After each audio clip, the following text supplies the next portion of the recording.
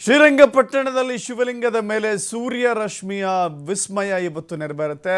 ಚಂದ್ರವನ ಆಶ್ರಮದ ಚಂದ್ರಮೌಳೇಶ್ವರ ದೇಗುಲದಲ್ಲಿ ನಡೆಯುವಂತ ವಿಸ್ಮಯದ ಕೌತುಕ ಕ್ಷಣಗಳಿಗಾಗಿ ಜನ ಕಾಯ್ತಾ ಇದ್ದಾರೆ.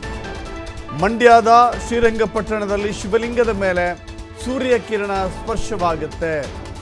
ದೇಗುಲದ ಗರ್ಭಗುಡಿಯಲ್ಲಿನ ಶಿವಲಿಂಗವನ್ನ ಸ್ಪರ್ಶ ಮಾಡಿದೆ ಸೂರ್ಯ ರಶ್ಮಿ. ಸೂರ್ಯ ತನ್ನ ದಿಕ್ಕನ್ನು ಬದಲಿಸ್ತಾನೆ. 7:50 ಸುಮಾರಿಗೆ ಶಿವಲಿಂಗವನ್ನ ಆ ಸೂರ್ಯ ಕಿರಣಗಳು ಸ್ಪರ್ಶ ಮಾಡಿವೆ. ಪ್ರತಿ ವರ್ಷವೂ ಕೂಡ ಮಕರ ಸಂಕ್ರಮಣದ ದಿನ ಇದೊಂದು ವಿಸ್ಮಯ ನಡೆಯುತ್ತೆ.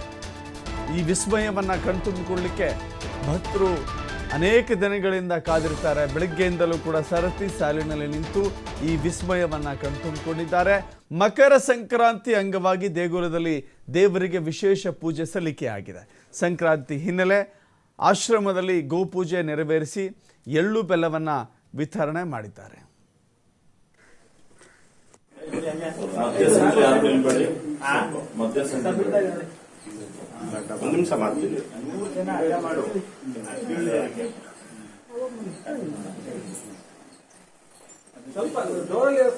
ಸೈಡ್ ಬಂದ್ಬಿಡಿ.